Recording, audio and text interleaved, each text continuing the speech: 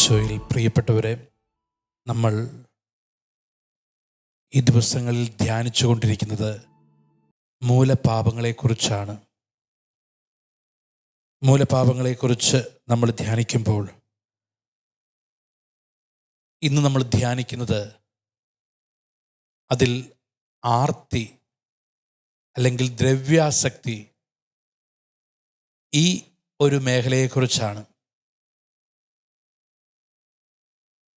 നമുക്കൊരു വചനം ധ്യാനിക്കാം. ഫസ്റ്റ് തിമോത്തിയോസിന് എഴുതിയ 1-ാം ലേഖനം 6-ാം അധ്യായം 9 മുതലുള്ള വചനങ്ങൾ.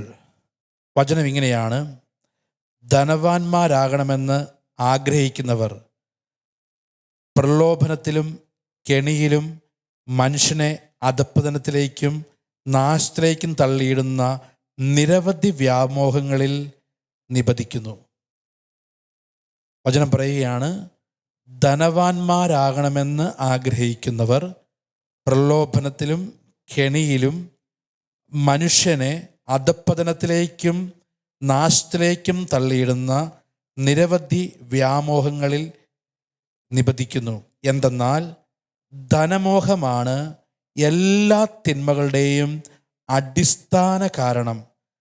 ധനമോഹത്തിലൂടെ പലരും വിശ്വാസത്തിൽ നിന്ന് വ്യതിചലിക്കുവാനും ഒട്ടേറെ വ്യതകളാൽ തങ്ങളെ തന്നെ മുറിപ്പെടുത്തുവാനും ഇടയായിട്ടുണ്ട്.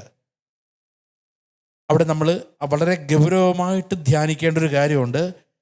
ധനവാന്മാരാകണമെന്ന് ആഗ്രഹിക്കുന്നവർ പ്രലോഭനത്തിലും കെണിയിലും മനുഷ്യനെ അധപ്പതനത്തിലേക്കും നാശത്തിലേക്കും തള്ളിയിടുന്ന നിരവധി വ്യാമോഹങ്ങളിലും നിബന്ധിക്കുന്നു. പ്രിയപ്പെട്ടവരെ, എന്നിട്ട് വചനം പറയുകയാണ്, അത് വിശ്വാസരാഹിത്യത്തിലേക്കും അതുപോലെ തന്നെ അധപ്പതനത്തിലേക്കും നയിക്കും. എന്തെന്നാൽ ധനമോഹമാണ് എല്ലാ തിന്മകളുടെയും അടിസ്ഥാന കാരണം. ധനമോഹത്തിലൂടെ പലരും വിശ്വാസത്തിൽ നിന്ന് വ്യതിചലിക്കുവാനും ഒട്ടേറെ വ്യതകളാൽ തങ്ങളെ തന്നെ മുറിവേൽപ്പിക്കുവാൻ.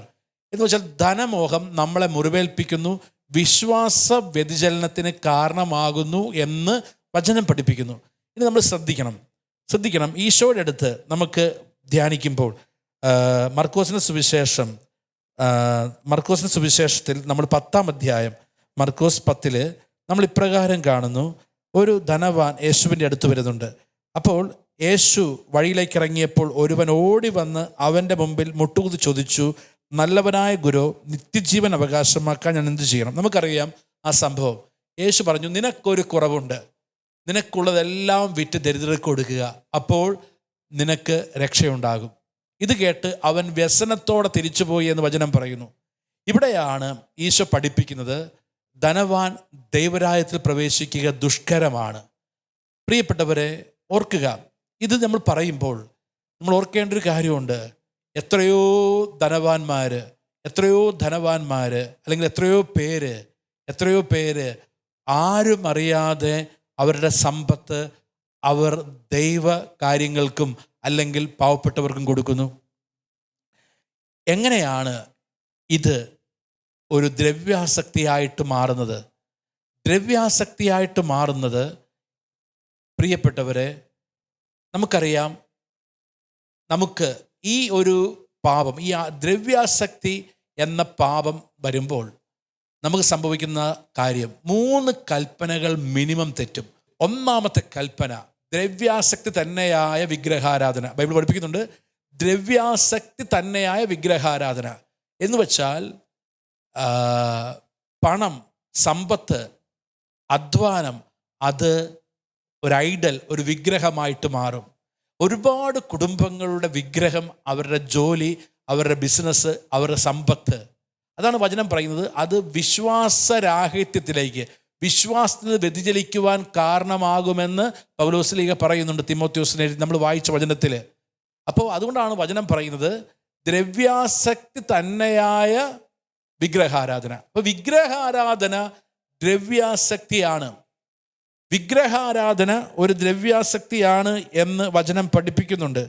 പ്രിയപ്പെട്ടവരെ, വിഗ്രഹാരാധന തന്നെയായ ദ്രവ്യാസക്തി. അപ്പോൾ എന്താണ് നമുക്കറിയാം? വിഗ്രഹാരാധന എന്താണെന്ന് നമുക്കറിയാം. എന്ന് വെച്ചാൽ പ്രിയപ്പെട്ടവരെ, ദൈവത്തിൻ്റെ സ്ഥാനത്ത് ഞാൻ മറ്റെന്തിനെങ്കിലും പ്രതിഷ്ഠിച്ചാൽ ദാറ്റ് ബിക്കം ആൻ ഐഡൽ. അതാണ് വിഗ്രഹം. ദൈവത്തിൻ്റെ സ്ഥാനത്ത് ഞാൻ എന്തിനെ വച്ചാലും അത് വിഗ്രഹമാണ്. ദൈവത്തിൻ്റെ സ്ഥാനത്ത് എൻ്റെ ജോലി, എല്ലാത്തിനെയും കൊണ്ടുപോയി എൻ്റെ ജോലിയുടെ കീഴിൽ, എല്ലാത്തിനെയും കൊണ്ടുപോയി എൻ്റെ ബിസിനസ്സിൻ്റെ കീഴിൽ, എല്ലാത്തിനെയും കൊണ്ടുപോയി എൻ്റെ കഴിവിൻ്റെ കീഴിൽ, അപ്പോൾ ആ ജോലി, ആ ബിസിനസ് അത് വിഗ്രഹമായിട്ട് മാറും. അപ്പോൾ നമ്മൾ ചിന്തിക്കേണ്ട കാര്യം അതാണ് വിശ്വാസരാഹിത്യം. നമുക്കറിയാമല്ലോ, ചില കുടുംബങ്ങൾ കുടുംബ പ്രാർത്ഥനയില്ല. കാരണം നമ്മൾ നോക്കുമ്പോൾ അതിന് സമയമില്ല. കാരണം പറയുന്ന റീസൺ എന്താണ്? അപ്പോഴാണ് കടയടയ്ക്കുന്നത്, അപ്പോഴാണ് ജോലി കഴിഞ്ഞ് വരുന്നത്. ഓക്കെ, ഒരു പക്ഷേ ഞാൻ രാത്രിയാണ് വരുന്നത്, അല്ലെങ്കിൽ ലേറ്റ് ആകും. പക്ഷെ കുടുംബ പ്രാർത്ഥനയ്ക്ക് ഇമ്പോർട്ടൻസ് കൊടുത്താൽ, ഇപ്പം നമ്മൾ ഓർക്കുക, അപ്പോൾ പറയും പലരും, ഹസ്ബൻഡ് അല്ലെങ്കിൽ മക്കൾ വിദേശത്താണ്, പഠിക്കുകയാണ്. നമ്മൾ ഓർക്കുക, ഒരു പക്ഷെ മക്കൾ അല്ലെങ്കിൽ ജീവിത പങ്കാളി വിദേശത്താണെന്ന് പറയുന്ന എത്ര പേർ? ഓൾമോസ്റ്റ് എല്ലാവരും തന്നെ ഡെയിലി വീഡിയോ കോൾ ഉൾപ്പെടെ വിളിക്കുന്നവരാ.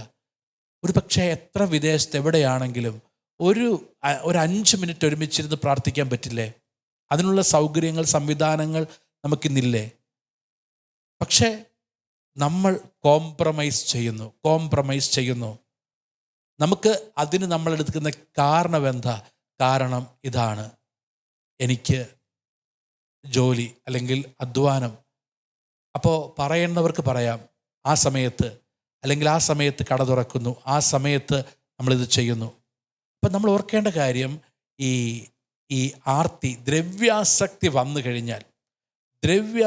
വന്നു കഴിഞ്ഞാൽ പ്രിയപ്പെട്ടവരെ, അവിടെ ഒന്നാമത്തെ കൽപ്പന തെറ്റും. നമുക്കറിയാം, ജെറമ്യാ പ്രവാചകന്റെ പുസ്തകത്തിൽ വചനം പറയുന്നുണ്ട്, ജെറമ്യാ 25:11, അവിടെ വചനം പറയുന്നുണ്ട്, നിങ്ങളുടെ കൈവേല കൊണ്ട് എനിക്കെതിരെ പാപം ചെയ്തു, അതിനാൽ ഈ ജനം 70 ആണ്ടുകൾ ബാബിലോൺ രാജാവിന് അടിമവേല ചെയ്യും. കൈവേല കൊണ്ട് അവർ ചെയ്ത പാവം എന്താ? ഒരു പക്ഷേ അവർ കൈവേല കൊണ്ട് ചെയ്ത പാവം, അവർ സാബത്ത് ലംഘിച്ചു. കർത്താവിൻ്റെ ദിവസം പരിശുദ്ധമായിട്ട് ആചരിക്കണം, അന്നൊരു വേലയും ചെയ്യരുത്. എന്നാൽ ജീവിത വ്യഗ്രത വന്നപ്പോൾ അവിടെ ഞായറാഴ്ചയില്ല, കടവുള്ള ദിവസവും ഇല്ല, കുടുംബ പ്രാർത്ഥനയില്ല. കാരണം ഞാൻ അധ്വാനിക്കുന്നു, എനിക്കെങ്കിലേ ജീവിക്കാൻ പറ്റുള്ളൂ. എല്ലാത്തിൻ്റെയും മുകളിൽ സമ്പത്ത്, എല്ലാത്തിൻ്റെയും മുകളിൽ എൻ്റെ ജോലി എന്ന് വെച്ചാൽ ജോലി എനിക്ക് വിഗ്രഹമായിട്ട് മാറുന്നു. ഓർക്കണം, നമ്മളുടെ കുടുംബത്തിന്, നമ്മളുടെ ജീവിതത്തിന് ദൈവം നൽകിയിരിക്കുന്ന, ഞാൻ കഴിഞ്ഞ ദിവസം അധ്വാനത്തെക്കുറിച്ച് പറഞ്ഞു, ദൈവം നൽകിയിരിക്കുന്ന ഏറ്റവും വലിയ കൃപയാണ് അധ്വാനിക്കാനുള്ള കഴിവും അധ്വാനിക്കാനുള്ള മേഖലയും. എന്നാൽ ദൈവം നൽകിയ ഏറ്റവും വലിയ അനുഗ്രഹമായ ഈ അധ്വാനിക്കുവാനുള്ള മേഖല അത് വിഗ്രഹമായിട്ട് മാറുന്നു എന്നതാണ് ഈ മൂലപാപത്തിൻ്റെ പ്രത്യേകത. ആർത്തി വരുന്നു, ഒന്നുകൊണ്ടും തൃപ്തി അടയുന്നില്ല. ഇതാണ് പ്രധാനപ്പെട്ട കാര്യം. കഴിഞ്ഞ ദിവസം ഒരാൾ പറഞ്ഞൊരു സംഭവം, അവരുടെ ഒരു ബന്ധു, ആ ബന്ധു ഹോസ്പിറ്റലിൽ ആക്സിഡൻറ്റ് വന്ന് കിടക്കുകയാണ്. അപ്പം എന്നോട് പറഞ്ഞു, അച്ഛാ, ഇപ്പോൾ ഇത്രയും ദിവസമായപ്പോൾ ഇത്രയും 10-20 ലക്ഷമായി. അപ്പോൾ ഈ ആക്സിഡൻറ്റ് പറ്റിയ വ്യക്തിക്ക് 70-72 വയസ്സ് പ്രായമുണ്ട്, ഭാര്യയുണ്ട്, മക്കൾ അമേരിക്കയിൽ, ഒരു പക്ഷേ ആ പ്രദേശത്തെ ഏറ്റവും നല്ലൊരു സമ്പന്നൻ. അപ്പം മക്കൾ എപ്പോഴും പറയും ഡ്രൈവറിനെ വിളിച്ച് കാറിൽ പോയാൽ മതി. അപ്പോൾ ഈ അപ്പൻ പറയും, പിന്നെ കാറിൽ പോകുമ്പോൾ എത്ര പെട്രോൾ ആകും, ഇതാകുമ്പോൾ പെട്ടെന്ന് പോയിട്ട് വരാം. ഇതങ്ങനെ ഒരു ദിവസം ഇയാളുടെ സ്കൂട്ടറിൽ ഇയാൾ പെട്രോൾ എന്ന് വെച്ചാൽ ഈ വണ്ടിക്ക് പെട്രോൾ ലാഭിക്കാൻ 10 രൂപ 20 രൂപ പെട്രോൾ ലാഭിക്കാൻ വേണ്ടി ഈ ഭാര്യയും കയറ്റി സ്കൂട്ടറിൽ പോയതാണ് അപകടം പറ്റിയത്. അപ്പോൾ ഓർത്ത് നോക്കിക്കേ, ഓക്കെ, എല്ലാം ഉണ്ട്. എന്നാൽ പ്രശ്നം ഇതാണ്, അത് വീണ്ടും ഈ ആർത്തിയാണ്. എന്നിട്ട് എന്നോട് പറയുക, അത് കഴിഞ്ഞിട്ട് പറയുക, അതല്ല വെച്ചാൽ ഈ പുള്ളിക്ക് ഓർമ്മ വരുമ്പോൾ ആദ്യം ചോദിക്കുന്ന ചോദ്യം, ഇന്നെത്ര ബില്ലായി എന്നാണ് ആദ്യം ചോദിക്കുന്നത്. ഓർമ്മ വന്നാൽ ആദ്യം ചോദിക്കുന്നത് എത്ര ബില്ലായി എന്ന്. എങ്കിൽ സമ്പത്തില്ല എങ്കിൽ പോട്ടെ, ഇത് സമ്പത്തിൻ്റെ മുകളിലാണ് കിടക്കുന്നത്, ഇത് അത്രയും സമ്പത്തുണ്ട്. അപ്പം നമ്മൾ ഓർക്കുക, ഈ ആർത്തി അല്ലെങ്കിൽ ദ്രവ്യാസക്തി എന്നത് ഒരു വലിയ പാപമാണ്. ഇത് വരുമ്പോൾ ഒന്ന്, ദൈവത്തോടുള്ള ബന്ധം തെറ്റും. കാരണം എന്താ? ദൈവത്തിൻ്റെ സ്ഥാനത്ത് ഇത് വരും, ഒരു കൽപ്പന തെറ്റി. രണ്ട്, ഇത് വരുമ്പോൾ ഞാൻ ദൈവകൽപ്പന ഞായറാഴ്ച ആചരിക്കണം, അത് തെറ്റും. ദൈവത്തിന് കൊടുക്കേണ്ടത് ദശാംശം അതുപോലും കൊടുക്കില്ല, അതുപോലും കൊടുക്കില്ല, അതുപോലും കൊടുക്കില്ല. അത് നമ്മൾ പിടിച്ചു വയ്ക്കും, അത് പിടിച്ചു വയ്ക്കും. അടുത്ത പ്രധാനപ്പെട്ട കൽപ്പന, സഹോദരങ്ങളെ അർഹിക്കുന്നവനായി, സഹായം അർഹിക്കുന്നവനായി കണ്ടാലും ഈ ആർത്തി ദ്രവ്യാസക്തിയുള്ള വ്യക്തി ഒരിക്കലും സഹായിക്കില്ല. അവൻ്റെ പരസ്യം അല്ലെങ്കിൽ അവൻ്റെ പേര് വരുന്നിടങ്ങളിൽ, അല്ലാത്തിടങ്ങളിൽ ഒരിക്കലും സഹായിക്കില്ല. ഒരിക്കലും മറ്റൊരാളുടെ വേദന കണ്ട് അനുകമ്പയോടെ സഹായിക്കില്ല. ദ്രവ്യാസക്തിയുള്ള വ്യക്തി ഒരിക്കലും സഹായിക്കാൻ പറ്റില്ല. അയാൾക്ക് ഒരിക്കലും സഹായം കൊടുക്കാൻ പറ്റില്ല. അയാൾ ഇതിൻ്റെ കീഴിലാണ്. ഈശോ പറഞ്ഞത് എന്താ? നിങ്ങൾ കൊടുക്കുക, അല്ലേ?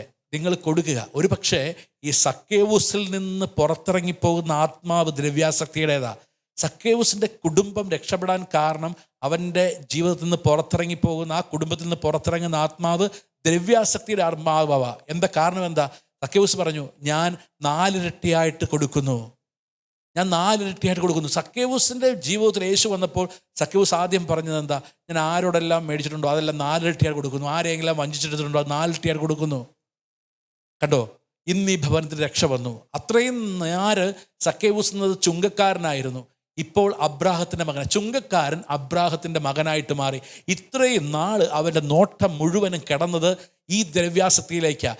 എങ്ങനെ മനുഷ്യനെ പിഴിയാം, എങ്ങനെ എൻ്റെ ചുങ്കസഞ്ചി നിറയ്ക്കാം, ഈ നോട്ടം മാത്രമായിരുന്നു പ്രിയപ്പെട്ടവരെ അന്ന് വരെ സക്കേവൂസിന് വേറൊരു നോട്ടമില്ല. ആദ്യമായിട്ട് അവൻ നോക്കി യേശുവിലേക്ക്. യേശു അവൻ്റെ വീട്ടിൽ കയറി. ആദ്യം അവൻ പറയുന്നത്, ഞാൻ ഇതുവരെ വഞ്ചിച്ചെടുത്തതെല്ലാം തിരിച്ചു കൊടുക്കുന്നു 4 ഇരട്ടിയായിട്ട്. അടുത്ത സെക്കൻഡിൽ യേശു പറഞ്ഞു, ഇവനും അബ്രാഹത്തിൻ്റെ മകനാണ്. ആരാ അബ്രാഹം? നമ്മൾ ധ്യാനിച്ചു. ലോത്തിന് ദ്രവ്യാസക്തി. ലോത്ത് ഏറ്റവും നല്ലത് തിരഞ്ഞെടുത്തു.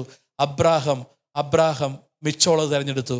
ഇതാ ഇവൻ അബ്രാഹത്തിൻ്റെ മകനായി, ഇവൻ ദൈവത്തിൻ്റെ മകനായി മാറുന്നു. കണ്ടോ, അത്രയും നാള് അവൻ എന്താണ്? ഇവൻ ലോത്തിൻ്റെ മകനായിരുന്നു, ഈ ചുങ്കക്കാരൻ. ഇപ്പോൾ അവൻ അബ്രാഹത്തിൻ്റെ മകനായി മാറി.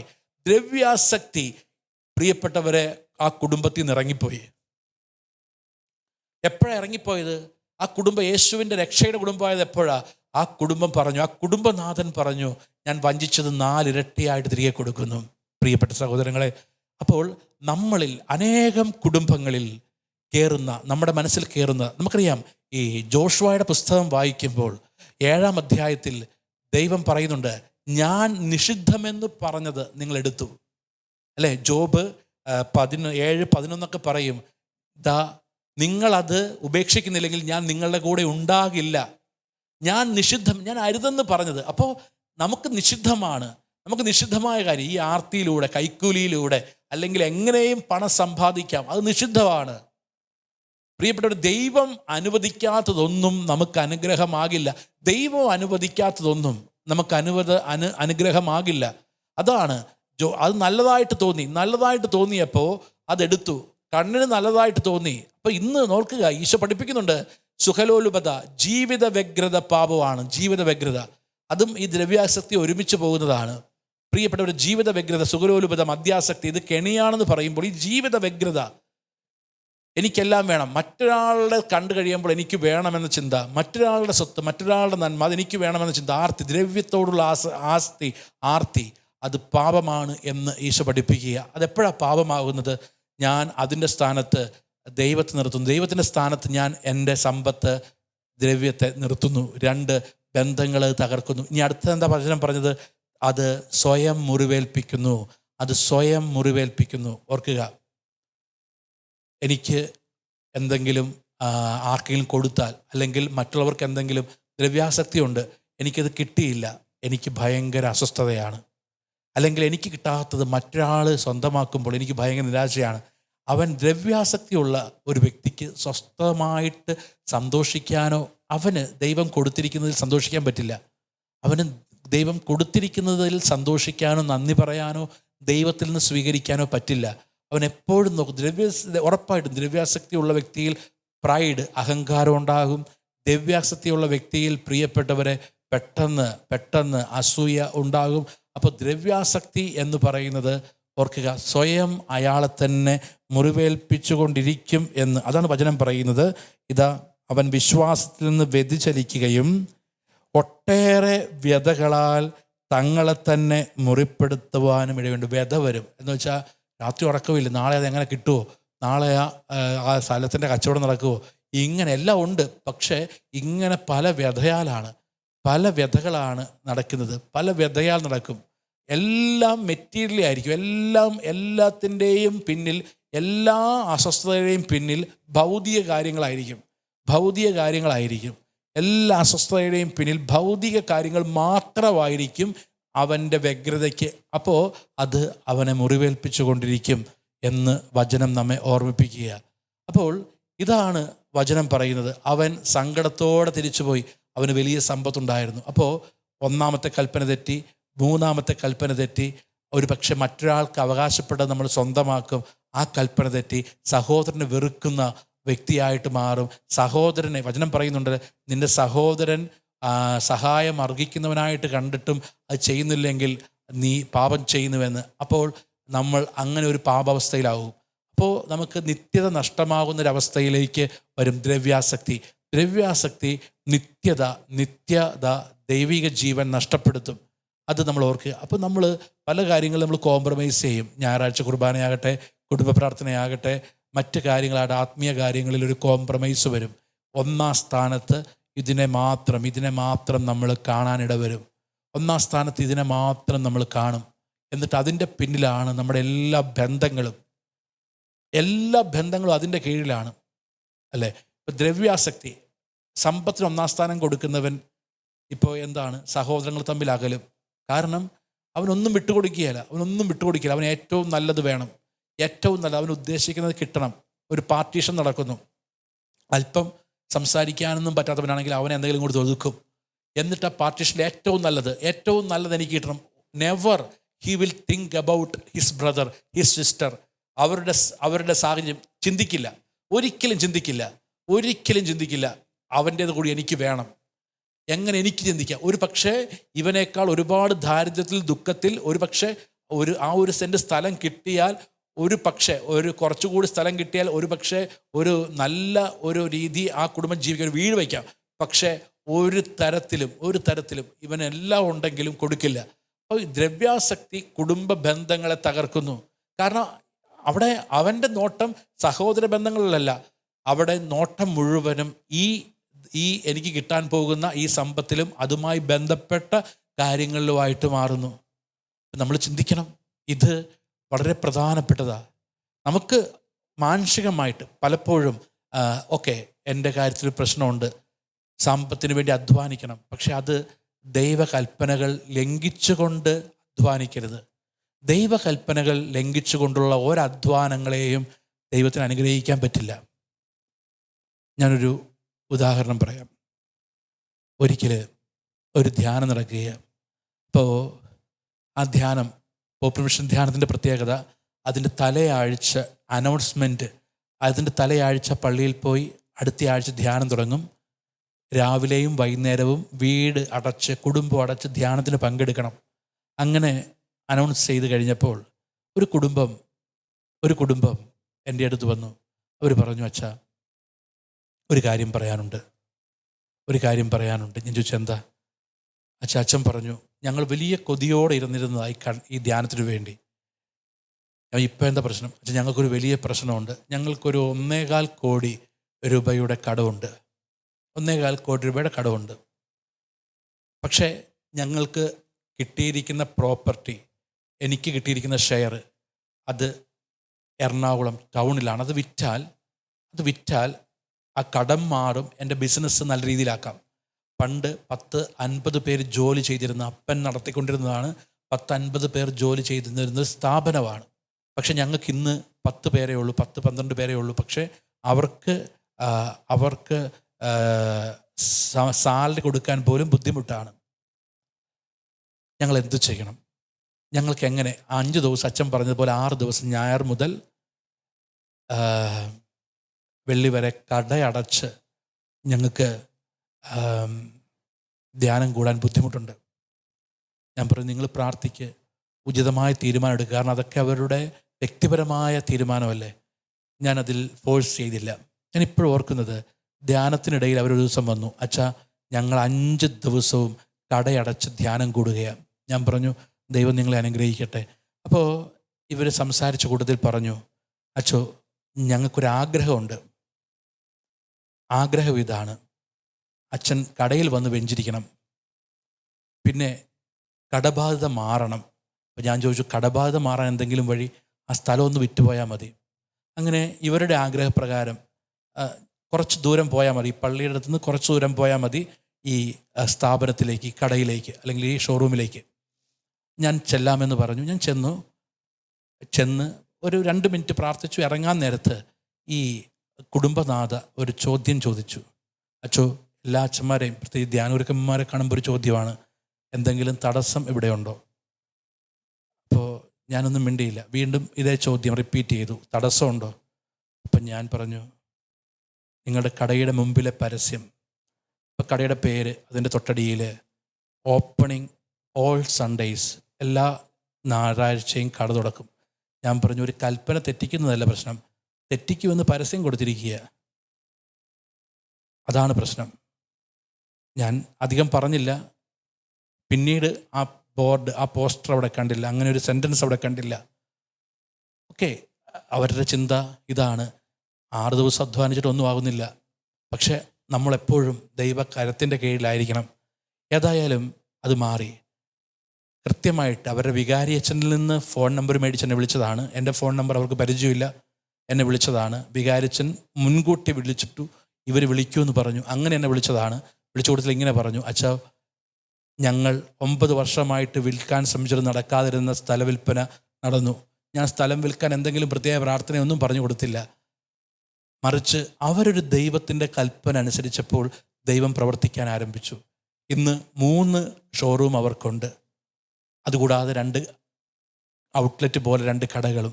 അപ്പം ഞാൻ പറഞ്ഞു വരുന്നൊരു കാര്യം ഇതാണ്, നമ്മൾ ഓർക്കണം, ഈ ദ്രവ്യാസക്തി വരുമ്പോൾ ദൈവകൽപ്പന തെറ്റും, സഹോദര ബന്ധം തെറ്റും. എന്നാൽ നമ്മൾ ദൈവത്തിന് 1-ാം സ്ഥാനം കൊടുത്തുകൊണ്ട്, നമ്മൾ സഹോദര ബന്ധങ്ങൾക്ക് സ്ഥാനം കൊടുത്തുകൊണ്ട് മുമ്പോട്ട് പോകുമ്പോൾ നമ്മൾ അനുഗ്രഹീതരായിട്ട് നമ്മൾ മാറും എന്ന് വചനം ഓർമ്മിപ്പിക്കുന്നു. അതുകൊണ്ട് ഇന്ന് നമ്മൾ വചനം പഠിക്കുന്നത് ഫിലിപ്പിയർക്ക് എഴുതിയ ലേഖനം 4-ാം അധ്യായം 19-ാമത്തെ തിരുവചനം. എൻ്റെ ദൈവം തൻ്റെ മഹത്വത്തിൻ്റെ സമ്പന്നതയിൽ നിന്ന് യേശുക്രിസ്തു വഴി നിങ്ങൾക്ക് ആവശ്യമുള്ളതെല്ലാം തരും. നമുക്ക് ആവശ്യമുള്ളതെല്ലാം ദൈവം തരും. നമുക്ക് ആവശ്യമുള്ളത്, not our desire but our need, നമ്മുടെ ആവശ്യം, നമ്മുടെ ആഗ്രഹമല്ല. ഇതാ ദൈവം തൻ്റെ മഹത്വത്തിൻ്റെ സമ്പന്നതയിൽ നിന്ന് യേശുക്രിസ്തു വഴി നമുക്ക് ആവശ്യമുള്ളതെല്ലാം തരും. എന്ന് വെച്ചാൽ ഈ ആരാധനയിൽ പ്രാർത്ഥിക്കേണ്ടത്, ദൈവമേ എൻ്റെ ആവശ്യങ്ങൾ മുടങ്ങരുതേ, എൻ്റെ ആഗ്രഹങ്ങൾ നടക്കണ്ട. ദൈവം വളരെ ലെസ് ഇൻട്രസ്റ്റ് ആണ് നമ്മുടെ ആഗ്രഹങ്ങളുടെ കാര്യത്തിൽ, എന്നാൽ നമ്മുടെ ആവശ്യത്തിൻ്റെ കാര്യത്തിൽ ദൈവം ജാഗ്രതയുള്ളവനാണ്. നമ്മളുടെ ആവശ്യങ്ങളുടെ കാര്യത്തിൽ ജാഗ്രതയുള്ള ദൈവം, എന്നാൽ നമ്മുടെ ആഗ്രഹങ്ങളുടെ കാര്യത്തിൽ അത്ര ശ്രദ്ധ കാണിക്കാത്തൊരു ദൈവം.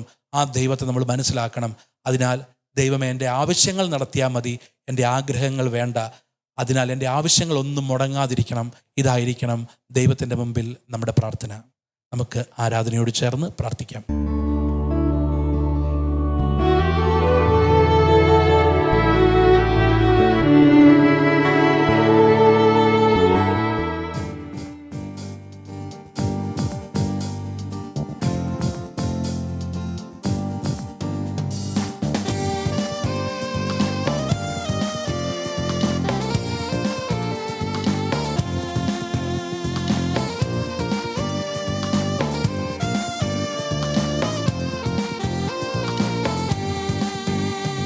യേശുവിന്റെ ദൈവത്തെ പോ വേറൊരു ദൈവമില്ല.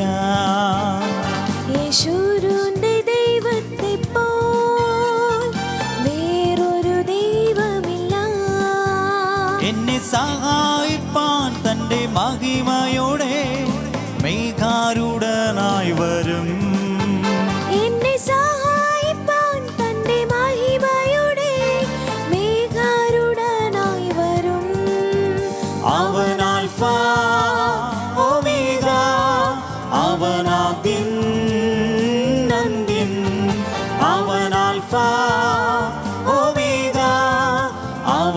അവനാദ്യൻ അന്ത്യൻ.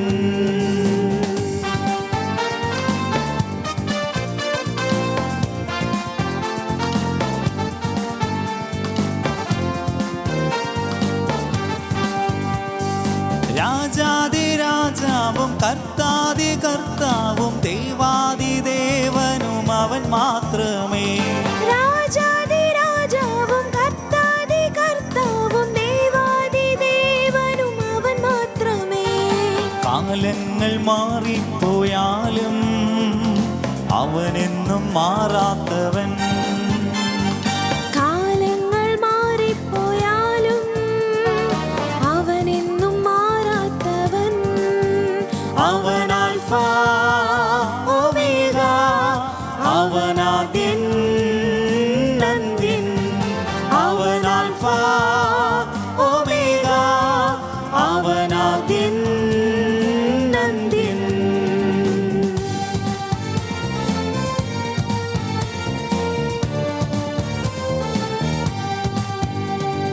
മാറായെ മാധുര്യമാക്കാൻ കഴിവുള്ളോൻ പാറയെ പിളർന്നു ദാഹം പോക്കും. പാറയെ മാധുര്യമാക്കാൻ കഴിവുള്ളോൻ പാറയെ പിളർന്നു ദാഹം പോക്കും. ചിന്താകുലങ്ങളില്ലാതെ ചന്തമായെന്നും നടത്തും. ചിന്താകുലങ്ങളില്ലാതെ ചന്തമായെന്നും നടത്തും. അവൻ ആൽഫ ഒമേഗ, അവനാദ്യൻ അന്ത്യൻ. അവൻ ആൽഫ ഒമേഗ, അവനാദ്യൻ അന്ത്യൻ. അവൻ ആൽഫ ഒമേഗ, അവനാദ്യൻ ഓ അന്ത്യൻ. അവൻ ആൽഫ ഒമേഗ, അവനാദ്യൻ അന്ത്യൻ. അവൻ ആൽഫ ഒമേഗ, അവനാദ്യൻ അന്ത്യൻ. അവൻ ആൽഫ ഒമേഗ, അവനാദ്യൻ അന്ത്യൻ. അവൻ ആൽഫ ഒമേഗ, അവനാദ്യൻ അന്ത്യൻ.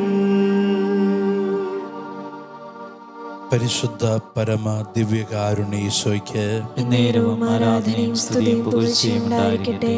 പരിശുദ്ധ പരമ ദിവ്യകാരുണ്യ ഈശോയ്ക്ക് നേരവും ആരാധനയും സ്തുതിയും പുകഴ്ചയും ഉണ്ടായിരിക്കട്ടെ. പരിശുദ്ധ പരമ ദിവ്യകാരുണ്യ ഈശോയ്ക്ക് നേരവും ആരാധനയും സ്തുതിയും പുകഴ്ചയും ഉണ്ടായിരിക്കട്ടെ.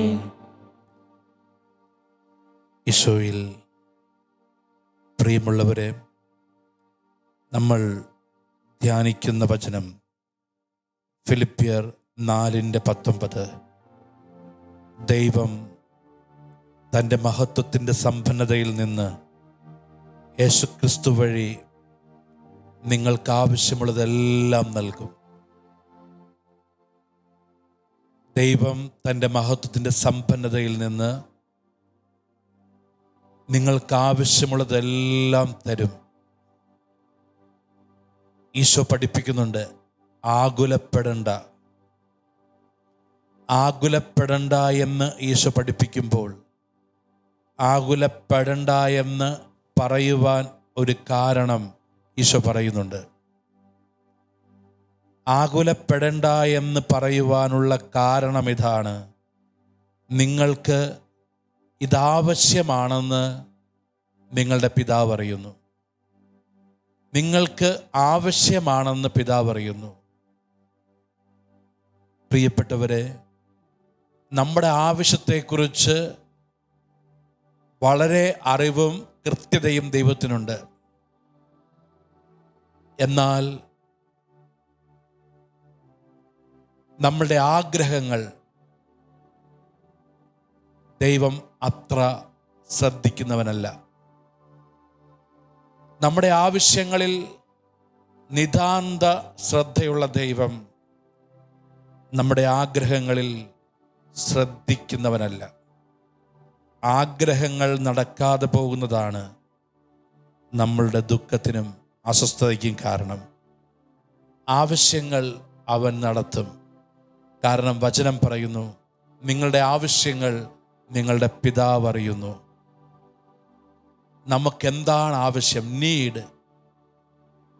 God is very much care about our need, and God is less interest about our desire. നമ്മുടെ ആവശ്യങ്ങളെക്കുറിച്ച് അങ്ങേയറ്റത്ത് ശ്രദ്ധ ദൈവത്തിനുണ്ട്.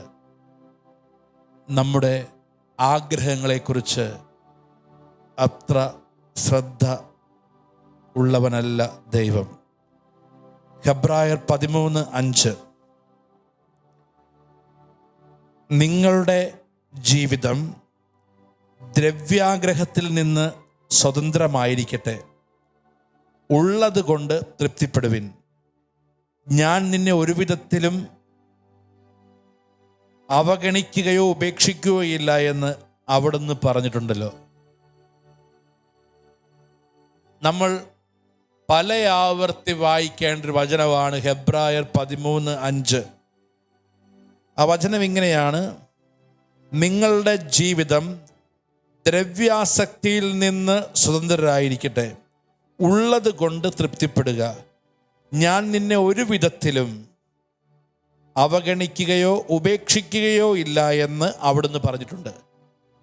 അത് വാഗ്ദാനമാണ്. ഞാൻ നിന്നെ അവഗണിക്കില്ല, ഞാൻ നിന്നെ ഉപേക്ഷിക്കില്ല എന്നത് വാഗ്ദാനമാണ്. അതുകൊണ്ട് നീ എന്തു ചെയ്യണം? ദ്രവ്യാസക്തിയിൽ നിന്ന് മാറി നിൽക്കണം. ദ്രവ്യാസക്തിയിൽ നിന്ന് മാറി നിൽക്കണം. പ്രിയപ്പെട്ടവരെ, ആർത്തി, ദ്രവ്യാസക്തി. അപ്പോൾ അപ്പോൾ ഈ ദ്രവ്യാസക്തി, ആർത്തി നമ്മൾ വരുമ്പോൾ നമ്മൾ അഭ്യസിക്കേണ്ട പുണ്യം, ആത്മസംയമനം, അനുകമ്പ, ഇത് നമ്മൾ അഭ്യസിക്കേണ്ട പുണ്യമാണ്. അപ്പോൾ ദ്രവ്യാസക്തി വരുമ്പോൾ എന്താണ് സംഭവിക്കുന്ന അപകടം? ഒന്ന്, ദ്രവ്യം അല്ലെങ്കിൽ ഭൗതിക വസ്തുക്കൾ, ഞാൻ ഒന്നാം സ്ഥാനത്ത് ഭൗതിക വസ്തുക്കളെ കരുതും. The wealth will become your God. സമ്പത്ത്, ദ്രവ്യം നമ്മളുടെ ദൈവമായിട്ട് മാറും. അത് മനസ്സിലാക്കണമെങ്കിൽ പൗലോസ്ലീഹ കൊളോസ്യക്കാർക്ക് എഴുതുമ്പോൾ പൗലോസ്ലീഹ വളരെ വ്യക്തമായിട്ടൊരു കാര്യം പറയുന്നുണ്ട്. പൗലോസ്ലീഹ 3 കൊളോസ്യസ് 3:5 വളരെ വ്യക്തതയോടെ പൗലോസ്ലീഹ ഒരു കാര്യം പഠിപ്പിക്കുന്നുണ്ട്. ആ വചനം ഇങ്ങനെയാണ്: അതുകൊണ്ട് നിങ്ങളിൽ ഭൗമികമായിട്ടുള്ളതെല്ലാം അസന്മാർഗികത, അശുദ്ധി, മനക്ഷോഭം, ദുർവിചാരം, വിഗ്രഹാരാധന തന്നെയായ ദ്രവ്യാസക്തി, ഇവയെല്ലാം നശിപ്പിക്കുക. എന്താ പൗലോസ്ലീഹ പറയുന്നത്? പൗലോസ്ലീഹ വളരെ വ്യക്തമായിട്ട് പറയുകയാണ്. കൊളോസസ് 3:5 ദ്രവ്യാസക്തി തന്നെയായ വിഗ്രഹാരാധന തന്നെയായ ദ്രവ്യാസക്തി. അപ്പോൾ വിഗ്രഹാരാധന, ഒന്നാമത്തെ കൽപ്പനയ്ക്കെതിരായ പാപമാണ് വിഗ്രഹാരാധന. അവർ വിഗ്രഹം ഉണ്ടാക്കി, ഇസ്രായേൽ വിഗ്രഹം ഉണ്ടാക്കി. അതാണ് ഒന്നാമത്തെ കൽപ്പന. ഒന്നാമത്തെ കൽപ്പനയുടെ പ്രത്യേകത എന്താണ്? ഒന്നാമത്തെ കൽപ്പന അത് തലമുറകളെ ബാധിക്കുന്ന പാപമാണ്. ഒന്നാമത്തെ കൽപ്പന തലമുറകളെ ബാധിക്കുന്ന പാപമാണ്. ഇവിടെ വചനം പറയുകയാണ് വിഗ്രഹാരാധന തന്നെയായ ദ്രവ്യാസക്തി. എന്ന് വെച്ചാൽ ചില കുടുംബങ്ങൾ ഒന്നാം സ്ഥാനത്ത് അവരുടെ ജോലി, ഒന്നാം സ്ഥാനത്ത് അവരുടെ സമ്പത്ത്, ഒന്നാം സ്ഥാനത്ത് അവരുടെ പണം, ഇതാണ് ഒന്നാം സ്ഥാനത്ത്. ഇത് ഒന്നാം സ്ഥാനത്ത് വരുമ്പോൾ അത് ഒന്നാമത്തെ കൽപ്പനയ്ക്കെതിരായ ലംഘനമാണ്. ഏത് വിധേനയും പണം ഉണ്ടാക്കാം. ദ്രവ്യാസക്തി വന്നു കഴിഞ്ഞാൽ ഒന്നാമത് തെറ്റുന്ന കൽപ്പന, ഫസ്റ്റ് കമാൻഡ്മെന്റ് തെറ്റുന്നു. ഫസ്റ്റ് കമാൻഡ്മെന്റ് തെറ്റിയാൽ അത് തലമുറകളെ ബാധിക്കും. അടുത്തത് എന്താണ്? ഞായറാഴ്ച അവർക്കൊരു മടിയുമില്ല കട ഓപ്പൺ ചെയ്യാൻ. കാരണം ഒന്നാം സ്ഥാനത്ത് അവർക്ക് അവരുടെ സമ്പത്താണ്, ആർത്തിയാണ്, ദ്രവ്യാസക്തിയാണ്. ഒരു മടിയുമില്ല അവർക്ക് ബിസിനസ് ചെയ്യാൻ, ഒരു മടിയുമില്ല കട ഓപ്പൺ ചെയ്യാൻ, ഒരു മടിയുമില്ല അവർക്ക് ജോലി ചെയ്യാൻ. കാരണം ഒന്നാം സ്ഥാനത്ത് അതാണ് എന്നതിൻ്റെ തെളിവാണ്. ഒന്നാം സ്ഥാനത്ത് ദൈവമല്ല, ഒന്നാം സ്ഥാനത്ത് ദ്രവ്യമാണ് എന്നതിൻ്റെ തെളിവ് അവർക്ക് ഞായറാഴ്ച ആചരണം പ്രധാനപ്പെട്ടതല്ല. നമുക്കറിയാം, ഇത് 3-ാമത്തെ കൽപ്പനയാണ്. കർത്താവിൻ്റെ ദിവസം പരിശുദ്ധമായിട്ട് ആചരിക്കണം, അന്നൊരു വേലയും ചെയ്യരുത്.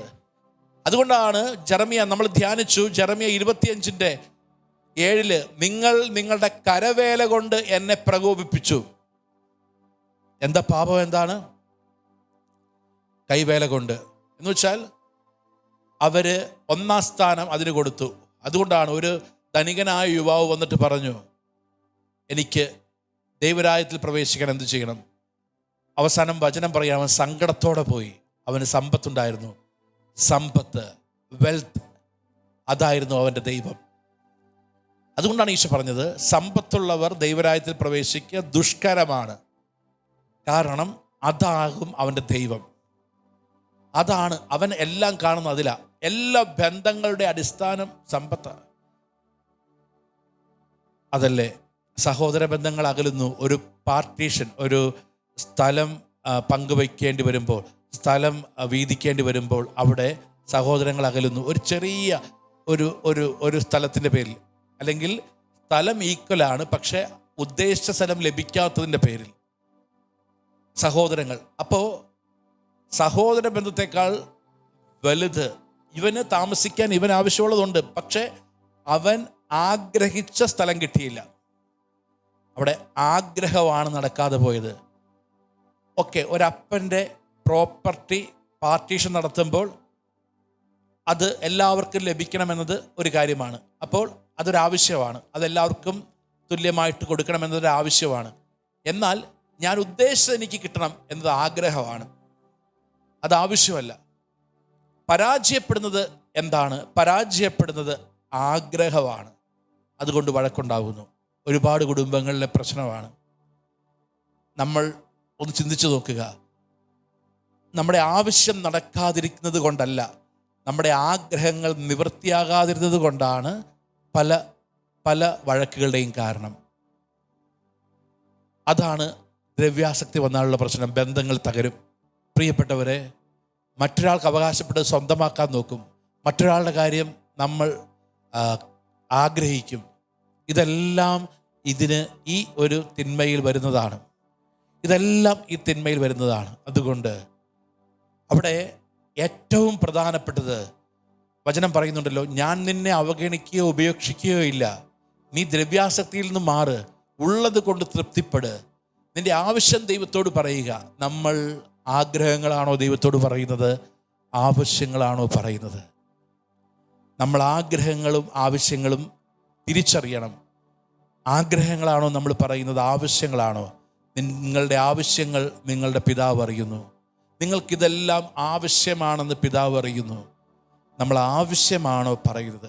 ഇത് നമുക്കൊരു ക്ലാരിറ്റി ഉണ്ടാകണം, ഒരു വ്യക്തത ഈ കാര്യത്തിൽ ഉണ്ടാകണം.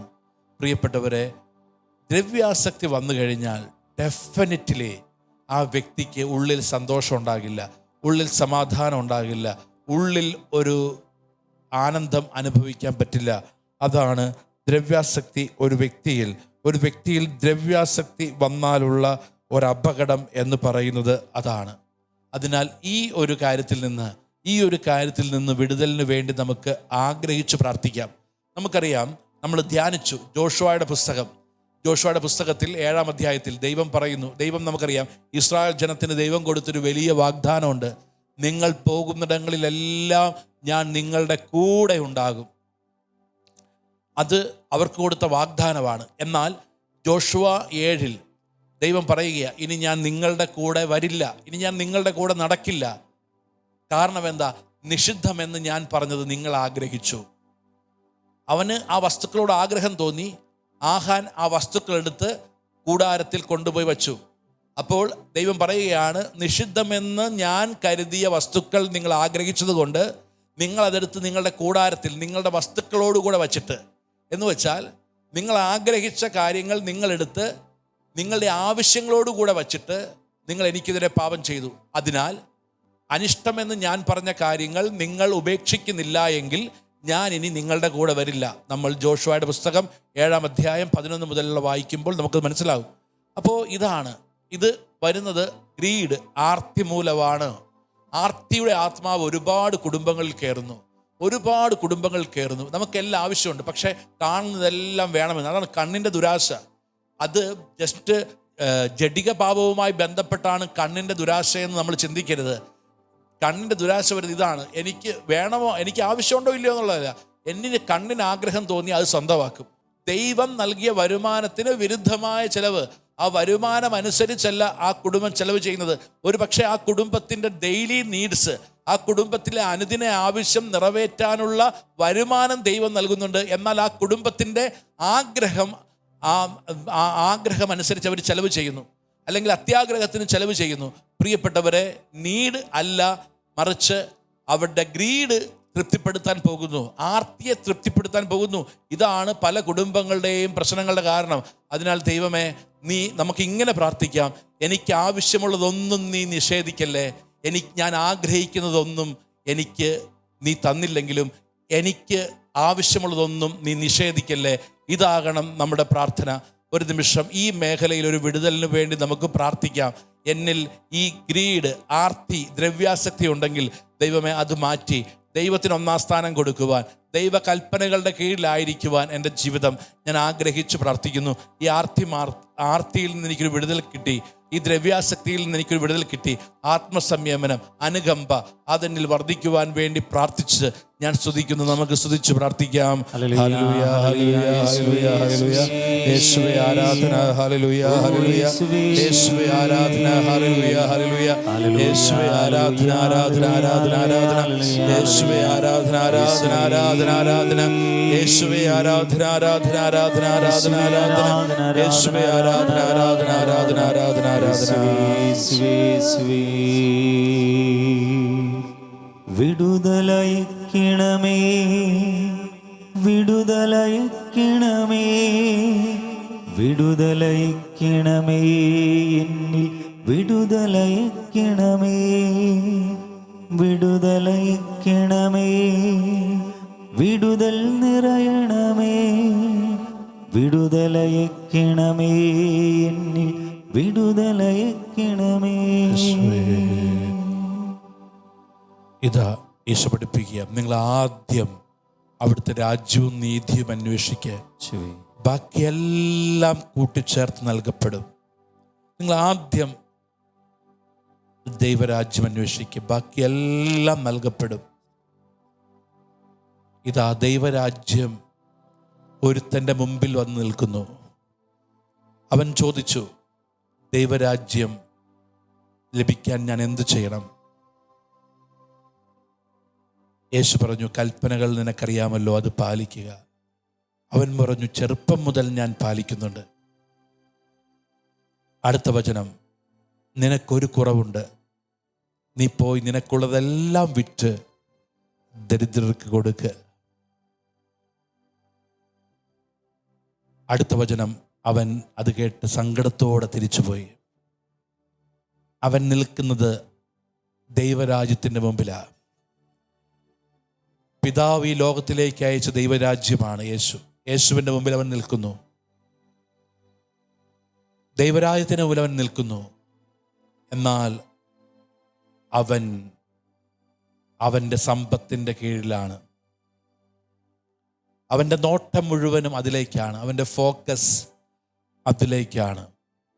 പ്രിയപ്പെട്ടവരെ, അവൻ്റെ അടുത്ത് യേശു ഉണ്ടായിരുന്നു, അവൻ്റെ അടുത്ത് ദൈവരാജ്യം ഉണ്ടായിരുന്നു. അടുത്ത വചനം: അവൻ സങ്കടത്തോടെ തിരിച്ചുപോയി. എന്താണ് അവൻ്റെ സങ്കടത്തിൻ്റെ കാരണം? അവൻ്റെ സങ്കടത്തിൻ്റെ കാരണം അവന് സമ്പത്തില്ലാത്തതാണോ? അവൻ്റെ ജീവിതത്തിൻ്റെ ആവശ്യങ്ങൾ നിറവേറ്റാത്തതാണോ? അവൻ്റെ സങ്കടത്തിൻ്റെ കാരണം അവൻ്റെ സമ്പത്താണ്, അവൻ്റെ ആർത്തിയാണ്. അപ്പോൾ ഇതാണ് ഒരുപാട് പേരുടെ സങ്കടത്തിന് കാരണം. അപ്പോൾ നമ്മൾ ഇതിനൊന്നാം സ്ഥാനം കൊടുക്കരുത്. ഇതിന് നമ്മൾ ഒന്നാം സ്ഥാനം കൊടുക്കാതെ ദൈവത്തിന് ഒന്നാം സ്ഥാനം കൊടുക്കുക. ദൈവത്തിൻ്റെ കൽപ്പനകളുടെ കീഴിൽ മാത്രമേ സാമ്പത്തിക മേഖല അനുഗ്രഹമാകൂ.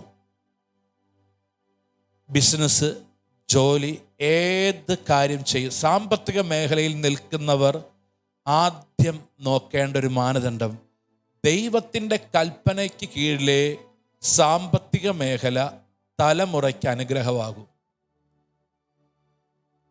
രക്ഷയ്ക്ക് സാമ്പത്തിക മേഖല കാരണമാകുന്നത് ദൈവ കൽപ്പനയുടെ കീഴിലാണ്. അതിനുദാഹരണം, സക്കേവൂസ് ചുങ്കക്കാരനായിരുന്നു. യേശു അവൻ്റെ വീട്ടിൽ വന്നു. അവൻ പറഞ്ഞു, ഞാൻ വഞ്ചിച്ചെടുത്തത് ആരുടെയെങ്കിലും പിടിച്ചു വാങ്ങിയിട്ടുണ്ടെങ്കിൽ 4 ഇരട്ടിയായി തിരിച്ചു കൊടുക്കുന്നു. അടുത്ത സെൻറ്റൻസ്, ഇന്ന് ഈ ഭവനത്തിൻ്റെ രക്ഷ വന്നു. സമ്പത്ത് രക്ഷ കൊണ്ടുവരില്ല, മറിച്ച് ആ സമ്പത്ത്, സാമ്പത്തിക മാർഗങ്ങൾ ദൈവത്തിൻ്റെ പദ്ധതിക്കും ഇഷ്ടത്തിനും കീഴിലേക്ക് വരുമ്പോഴാണ് ഒരു കുടുംബത്തിൽ തലമുറയിൽ സാമ്പത്തിക മേഖല രക്ഷാകര മാർഗമാകുന്നത്. നമുക്ക് സമർപ്പിച്ച് പ്രാർത്ഥിക്കാം. ദൈവമേ, ഈ തിന്മ എന്നിൽ നിന്ന് മാറ്റണേ. പ്രത്യേകിച്ച് സാമ്പത്തിക മേഖലയെ സമർപ്പിച്ച് പ്രാർത്ഥിക്കുക. സാമ്പത്തിക മേഖലയിൽ അസ്വസ്ഥത അനുഭവിക്കുന്നവരെ സമർപ്പിച്ച് പ്രാർത്ഥിക്കുക. നമ്മൾ ഇങ്ങനെ പ്രാർത്ഥിക്കുക, ദൈവമേ, എൻ്റെ ആഗ്രഹങ്ങളൊന്നും നീ നടത്തിയില്ലെങ്കിലും, എൻ്റെ ആവശ്യങ്ങളൊന്നും നടക്കാതെ പോകല്ലേ. എൻ്റെ ആവശ്യങ്ങളെല്ലാം നീ നടത്തി തരണമേ. എൻ്റെ ആഗ്രഹങ്ങൾ നീ ശ്രദ്ധിച്ചില്ലെങ്കിലും എൻ്റെ ആവശ്യങ്ങളിൽ നീ ശ്രദ്ധയുള്ളവനാകണമേ. ഇതായിരിക്കണം നമ്മുടെ പ്രാർത്ഥന. ദൈവമേ, എൻ്റെ ആവശ്യങ്ങളൊന്നും നീ കാണാതെ പോകല്ലേ, നീ അനുഗ്രഹിക്കാതെ പോകല്ലേ. എൻ്റെ ആഗ്രഹങ്ങളെ നീ തന്നില്ലെങ്കിലും എൻ്റെ ആവശ്യങ്ങളെ നീ നിഷേധിക്കല്ലേ ദൈവമേ. ഇതാണ് നമ്മുടെ പ്രാർത്ഥന. നമ്മുടെ എല്ലാ ആവശ്യങ്ങളും ദിവ്യകാരുണ്യത്തോട് ചേർത്ത് വയ്ക്കാം. ദൈവമേ, എൻ്റെ ആവശ്യങ്ങൾ നീ നിറവേറ്റിയാൽ മതി. എൻ്റെ ആഗ്രഹങ്ങളോട് ഞാൻ നോ പറയുന്നു. നമ്മുടെ ആവശ്യങ്ങളെല്ലാം കുർബാനയിൽ ചേർത്ത് വെച്ച് നമുക്ക് ഈശോയെ സ്തുതിച്ച് പ്രാർത്ഥിക്കാം. യേശുവേ ആരാധന, ആരാധന. Hallelujah, hallelujah, hallelujah, hallelujah. യേശുവേ ആരാധന, ആരാധന, ആരാധന. Hallelujah, hallelujah, hallelujah. യേശുവേ ഹല്ലേലൂയ, യേശുവേ. ഈശോ, യേശുവേ, യേശുവേ. ആരാധന, യേശുവേ, യേശുവേ.